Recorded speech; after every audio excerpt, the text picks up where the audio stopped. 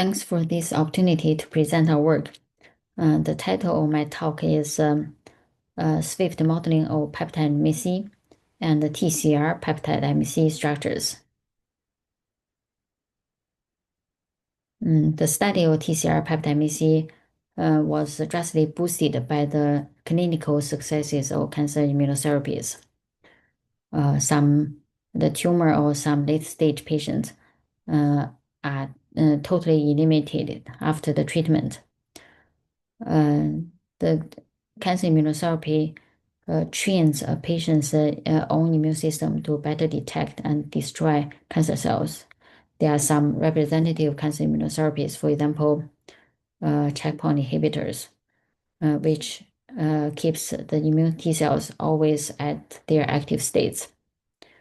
There are also CAR T cell therapy and the TCR therapy, which takes the patient's T cells out and modify them to be more tumor-specific and inject back the modified T cells back to the patients. There's also cancer vaccine, which use the tumor mutation as their vaccine formulation to better train the patient's immune system, recognize the cancer cells. Although promising, there are also challenges. For example, such treatment at this moment are very expensive. Kimmtrak was priced at over 18K per vial for a weekly dose. And the development time of such a treatment is also quite long. At this moment, only a small subset of patients can benefit from the treatment. There's also toxicity, sometimes leading to patient death. So to tackle these challenges, one key research question that need to be answered is how do T cells distinguish self from non-self? A more practical question is which of the patient's tumor mutations can serve as the best target to trigger immune system to attack tumors. So in our body, no matter it's a healthy cell or tumor cell, the proteins inside are constantly broken down into segments. We call them as peptides. And some of the peptides will bind to a protein called MHC protein, which will shape the peptide on the cell surface to be checked by the immune T cells. So in order to serve as effective immunotherapy targets, tumor mutated peptide has to satisfy two prerequisites. First, the tumor mutated peptide has to bind strongly to the MHC molecule in order to be visible by the T cells. And secondly, the patient's T cell has to be able to recognize the peptide as a foreign peptide through their T cell receptors. There are wet lab experiments that can evaluate step 1 and step 2. However, they are very expensive. Therefore, their computational prediction methods has been developed, however, with limited success. The key challenge to develop an effective computative approach is the limited experimental data versus the vast diversity of the TCR receptor, peptide, and MHC. And also, most existing prediction approach are sequence-based. They take one-dimensional protein sequence as input to make the prediction. However, such approach will be very data-hungry and has limited generalizability to unseen data. So the strategy of my lab and several other labs is to design three-dimensional structure-based AI. Because three-dimensional structure present much more enriched information to AI. And more importantly, three-dimensional structure can encode physics energies, which in principle are generalizable to unseen data. Therefore, it is good to look at what the three-dimensional structure of the TCR peptide-MHC look like. And in fact, this protein structure has a very interesting structure. It looks like a hot dog. The protein, the MHC protein, you can consider as a bread, has a cleave, and the peptide at the sausage binding at the cleave of the MHC. And the TCR looks like the hot dog tongue has two arms to grab the peptide MHC. So it's a very interesting molecular machine. In order to design the three-dimensional structure-based AI, we need a three-dimensional structure as input.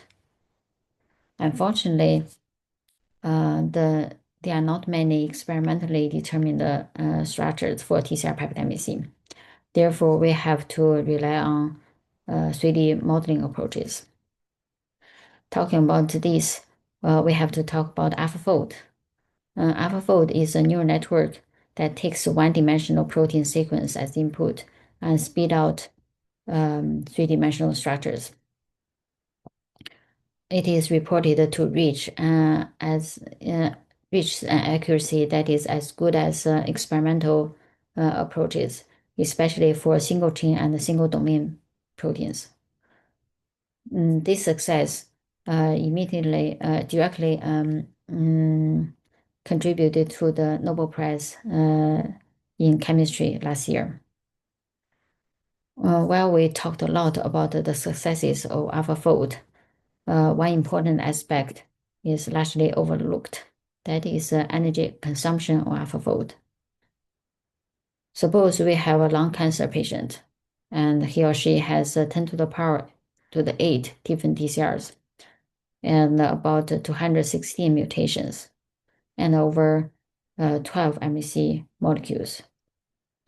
If we want to use MHC AlphaFold to build 3D models for all these combinations, let's check how much time it will take. By default, it will take 1.5 hours on CPU plus 2.5 minutes on one A100 card to model one TCR peptide-MHC structure. This will be too time-consuming to scan the whole patient. But we are able to speed it up by limiting the AlphaFold's homology search space to TCR peptide-MHC only. After speed up, now it takes 4 minutes on 24 core CPU hours and plus 2.5 minutes on one A100 card. And to scan a patient, it takes up to 1 million up to 1 million household for 1 year electricity use, and about $500 million US dollars. This is really expensive. To tackle this energy consumption challenge, we developed SwiftMHC and SwiftTCR. SwiftMHC is our task-specific AI on peptide-MHC. It takes about 9 milliseconds per case when running in batch mode on A100 card.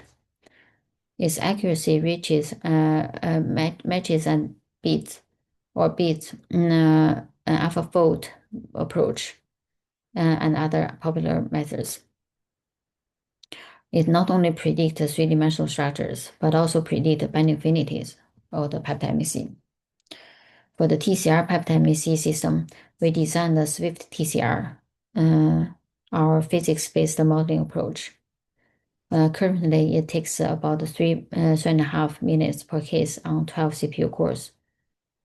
This means that it can run on a laptop. It outperforms over other physics-based docking methods. So my talk has two parts. I hope to demonstrate the greater generalizability of structure-based approaches in peptide-MHC binding predictions and in the TCR specificity prediction. Part 1, peptide-MHC prediction. As a recap, the state-of-art approach takes one-dimensional protein sequence as input and input them into ensemble neural network to predict their binding. And our strategy add one middle step. So we take the one-dimensional protein sequence as input, and first we model the three-dimensional structure of the peptide-MHC, and then feed this three-dimensional structure into geometric deep learning to make the prediction. In order for that strategy to work, that requires us to be able to model the 3D structure reliably. Fortunately, the MHC structure is highly conserved. And here I superimpose the three different MHC alleles, one mouse allele and one fish allele. And you can see that the MHC structures are highly similar to each other. Also, you can see the peptides are restricted inside the MHC binding groove, which means it has a limited conformational possibility, allowing us to design physics-based approach to model its conformation. For this, we designed Pandora, our integrative physics modeling software for peptide-MHC complex. Pandora is fast. It takes seconds to minutes per case, depending on the hardware. It is also accurate. It works both on class 1 and class 2. It is one of the first algorithms that works both on class 1 and class 2. And recently, we extended to reverse the protein docking, a phenomena that is recently reported for HLA-DP. This is our workflow.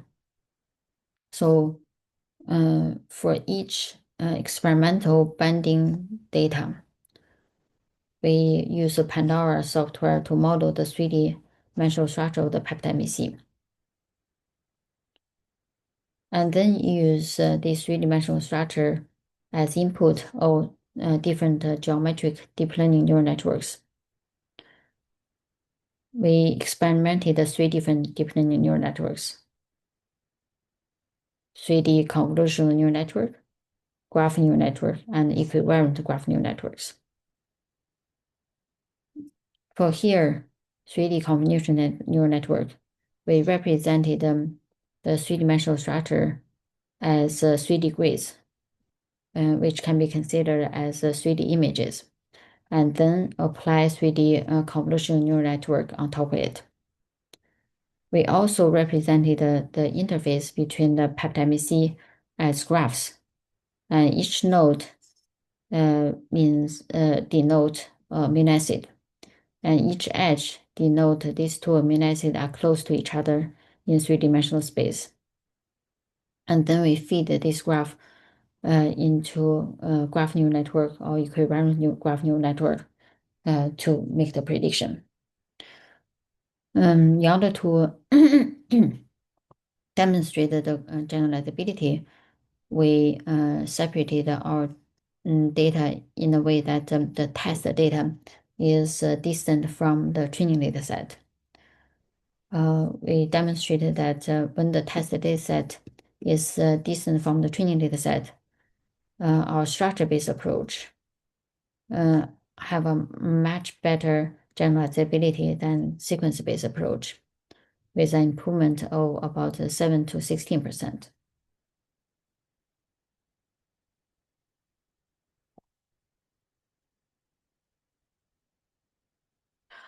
For this protocol,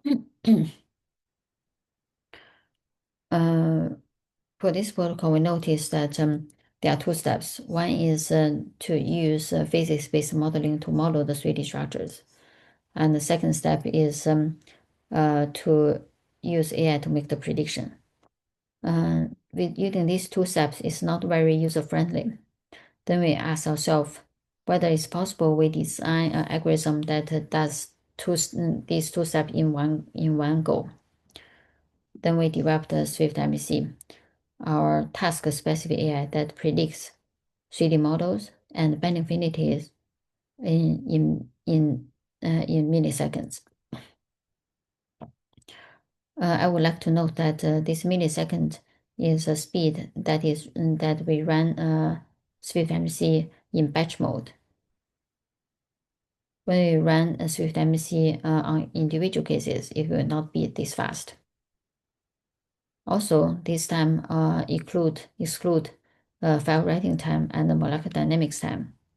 This is because most of the peptide that we scan are non-binders. They do not need to be written down or run molecular dynamics. To speed up AI simulator for 3D structures, it is good to know how AlphaFold predicts three-dimensional structures.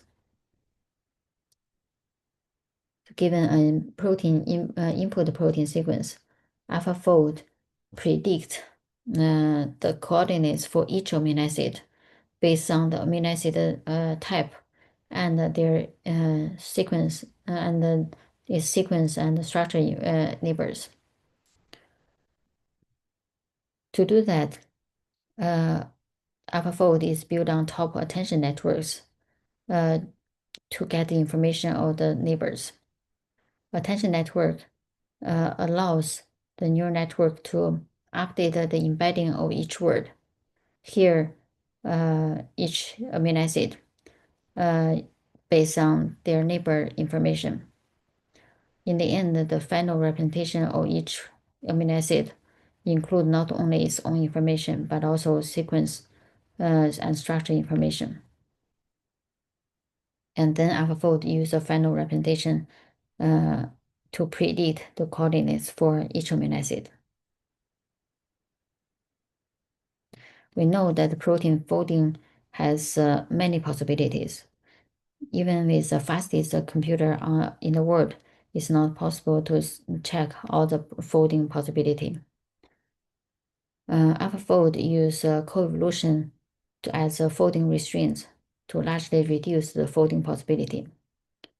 For each query protein, AlphaFold build a multiple sequence alignment and then extract the evolution information for each column and co-evolution information for two columns, for every pairs of columns. And we know that when two columns co-evolve with each other, the amino acid that the corresponding amino acid tend to be close to each other in three-dimensional space. Using this information, AlphaFold is able to drastically reduce the folding possibilities and is able to predict the three-dimensional structure reliably. However, this step is very time-consuming and also does not fit for peptides and CDR3 loops for TCRs and antibodies, because the peptide and CDR3 loops do not have evolution information. Based on this fact, SwiftMHC removed the MHC multiple sequence alignment module and directly use MHC structure and the peptide sequence as input to predict the three-dimensional structure of the peptide and the binding affinity between the peptide MHC. To train a task-specific AI, we need a lot of task-specific training dataset. For this, SwiftMHC boosted its training dataset with a lot of physics-derived 3D peptide MHC models at their training in order to reach its accuracy. SwiftMHC has three modules. The first module is self-attention of MHC structures. In the beginning, the amino acid of each of the MHC structures, its embedding, has only its own amino acid information. After several rounds of the self-attention, the embedding of the amino acid include not only its own information, but also its structure neighbors information. Similarly, for module 2, self-attention of peptide sequence. After several rounds self-attention, the embedding of the peptide residue include its own information and its sequential neighbor information. In module 3 is a cross-attention between MHC and peptide. After the cross-attention, the updated peptide representation is used to predict the binding affinity and the three-dimensional structure.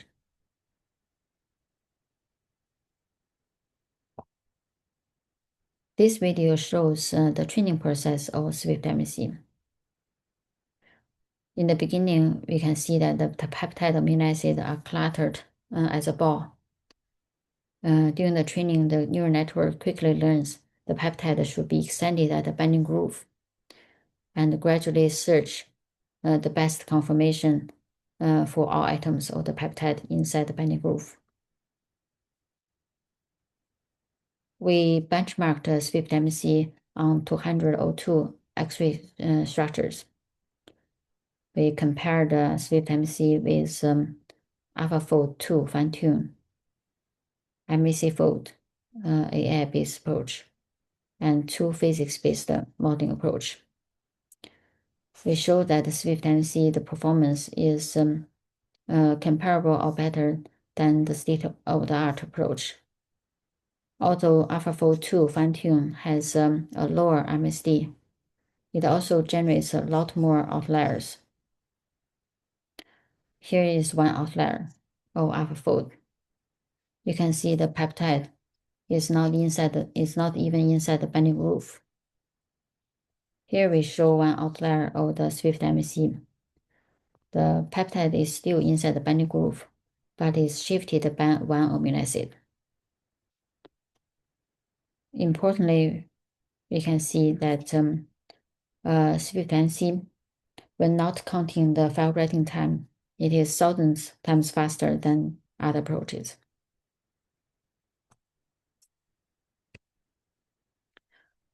We also benchmarked SwiftMHC on 8,000 binding affinity data for HLA-0201 number peptides.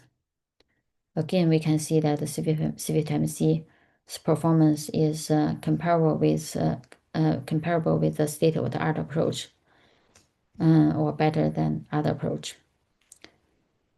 And importantly, SwiftMHC's speed is similar to sequencer-based approach, and sometimes is even faster than sequence-based approach. Here we compare the SwiftMHC with the state-of-the-art approach, NetMHC Pan 4.1 and the MC Flurry 2.0. And we show that structure-based approach do not necessarily be larger or slower than sequence-based approach. We further checked the SwiftMHC's attention weights. It seems that SwiftMHC's attention weights might reveal mispredicted anchors. We checked the two cases. One case is SwiftMHC correctly predicted the anchors. And for this case, we can see the attention weights correctly focused on the docking pocket, P2. For the second case, SwiftMHC predicted wrongly the anchors is shifted by one amino acid. We also can see the attention weights was not focusing on the pockets at all. But we need to do more systematic study in order to draw the conclusion whether the SwiftMHC attention weights can reveal wrongly predicted anchors. If that's the case, then this can be very useful for predicting the binding anchors for MHC class 2, which is currently the bottleneck of MHC class 2 binding affinity predictions. SwiftMHC is a deterministic model, which means given one input and peptide-MHC and peptide-MHC, it output only one structure. However, we know that peptide in nature can be flexible and have multiple conformations. Therefore, we designed equivalent diffusion models for this purpose, mHC-diff. mHC-diff is able to sample diverse peptide conformations, and also it works on 110 alleles with different peptide lengths.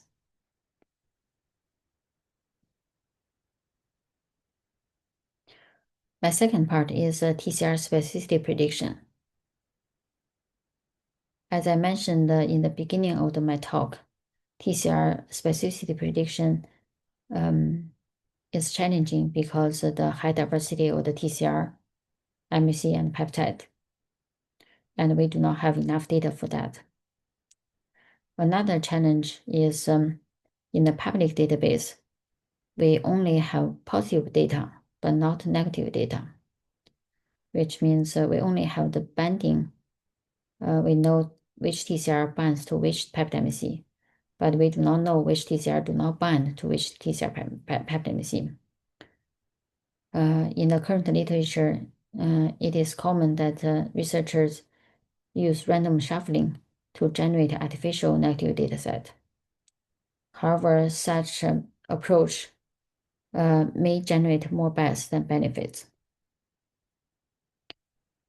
Our solution is to bypass the negative set of generation and use energy-based scoring to predict the specificity.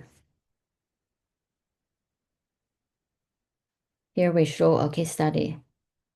Our goal is to determine the TCR chain pairing that drives neoantigen recognition in Lynch patient. Lynch patient has a defect DNA repairing mechanism. Therefore, their cells may accumulate lots of mutations. This results in Lynch patient has tumors at their very early age. Our collaborator, Yolanda de Vries, is designing a personalized cancer vaccine to treat such patients.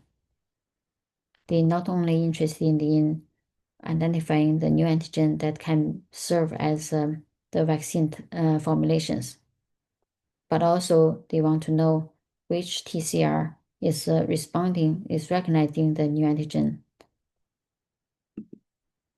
Therefore, for one therapeutic new antigen, they identified 6 different TCR alpha chains, 6 highly expanded TCR alpha chains, and 3 highly expanded TCR beta chains. The question is, which of the 18 TCR alpha beta combination is the combination that recognizes the new antigen that they are working on. To solve this question, we used AlphaFold-based approach called the TCR Model 2 to build a 3D model of the 18 TCR-peptide-MHC combinations. And then we ran short molecular dynamics using HEDOC. And finally, we used the energy reported from HEDOC to rank these 18 TCR alpha-beta combinations. As a blind test, we provided our top 5 selections to Yolanda's lab, and later they validated 2 of the TCRs in our top 5 are experimentally validated TCR, new antigen specific TCRs. Here we missed one. And we also compared our AlphaFold HEDOC protocol with 3 top sequence-based approach. And you can see that the AlphaFold HEDOC approach is the only method that can rank all these 3 new antigen specific TCR to the top. While other approach prediction is a little bit random. This is because the new antigen that we work on is a frame shift mutation that has never appeared in the public database, which makes it highly challenging for the sequence-based approach to generalize to unseen new antigens. In terms of AUC, our AlphaFold head-hoc approach is at least 15% better than these three state-of-art sequence-based approach.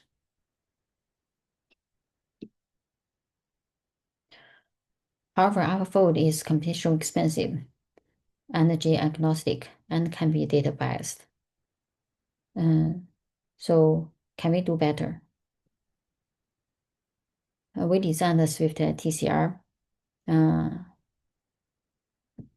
a physics-based docking approach that takes advantage of the unique TCR binding pattern to speed up the docking process.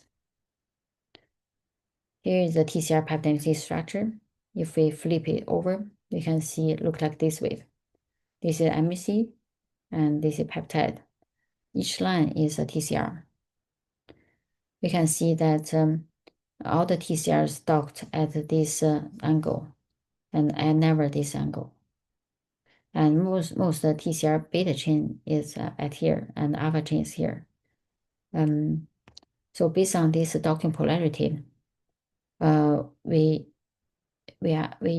SwiftTCR drastically reduce the sampling space, and only focus on the docking in this area. This allows SwiftTCR to drastically speed up the docking process and improve the quality. We benchmarked SwiftTCR on 38 TCR-peptide-MHC 1 complexes, and compared with ClassPro, one of the leading docking software. Here we show each column is a docking case, and each row is from top 1 to top 10, the model quality for top 1 to top 10. The darker color means the better model quality.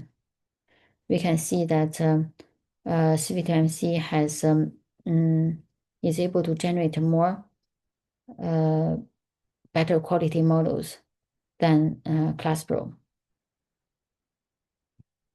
We also see that SwiftTCR currently runs 3 to 4 minutes on 12 CPU cores. It uses only less than 4,000 docking rotations for the sampling. ClassPro takes about 4 hours on their web server, and their total docking rotation is 70,000 rotations. SwiftTCR is able to drastically reduce the docking sampling space. One key limitation of SwiftTCR is it is rigid body docking. Therefore, its performance can be impacted by the input of the input structure. Here we checked some challenging cases for SwiftTCR. And this bottom panel shows more detailed detailed resolution of the performance of SwiftTCR, shows from top 1 to top 1,000 models. And here each line corresponding to one model. If the line is gray, that means this model is a wrong model. So basically, if you look at this case, there are many gray lines. That means most models generated by SwiftTCR are wrong. We checked the reason, and for these challenging cases, it's mostly because CDR3 loop has a big conformational change, or peptide have a big conformational change, and the CDR2 has a conformational change upon binding. And this makes it challenging for SwiftTCR to generate good models. And then we ask, is it possible that we improve SwiftTCR by inputting ensemble or input conformations? And we checked one case. For this case, for JFD, we generated 5 different TCR conformations. And we can show that when we generate 5 different conformations, and there are a lot more good models generated compared with original docking performance. We also show that originally in the top, there's only until in the top 10 model, there's one acceptable model generated. But here we show that even in the top 1, the model is already acceptable model, and the top 5 is already medium quality model. So in summary, I showed that the structure-based predictor generalized better than sequence-based ones on unseen data for peptides-MHC and TCR-peptide-MHC. Also show that task-specific AI, it is possible to design task-specific AI that is faster and better than general-purpose AI. We also demonstrated our SwiftTCR fast physics-based modeling approach for TCR-peptide-MHC. When combining with the ensemble input, the performance is further improved. So what next? One of the key challenges in this topic is the large conformational change of CDR3 loops, the pink and red part here. At this moment, there's no method that can reliably predict this conformational change of CDR3 loops. We believe that the next direction would be energy-aware task-specific AI for CDR3 loop modeling. Here we show that it is possible to use AI to predict energy and use predicted energy to get the sidechain conformation. And here it shows the peptide backbone and sidechain working together to minimize energy and turning towards environmental charge. I think the next important direction is to improve the equivalent network to design enhance the equivalent network for better data efficiency and generalizability. If you ask ChatGPT to generate a full glass of wine, and ChatGPT will not be able to generate a full glass of wine. This is because it was never seen a full glass of wine and did not learn the physics rules. Understanding is very challenging for image processing, but fortunately, we are working on the protein structures, and its geometry will allow, and symmetry will allow us to design better equivalent network to learn these physics rules behind it. In the end, I would like thanks very much to our group. This is many years of hard work from our group members, PhD students, engineers, bachelor, master students. Thanks very much. And also thank our advisor. I would also thank our collaborator AI lab at University of Amsterdam, and our collaborator at tumor immunology lab at Radboudumc. Also very thankful for the Netherlands Nissan Center making our software user friendly and reusable. Also thanks to my postdoc lab head group for the collaboration and advices. That's all. Thank you for your attention.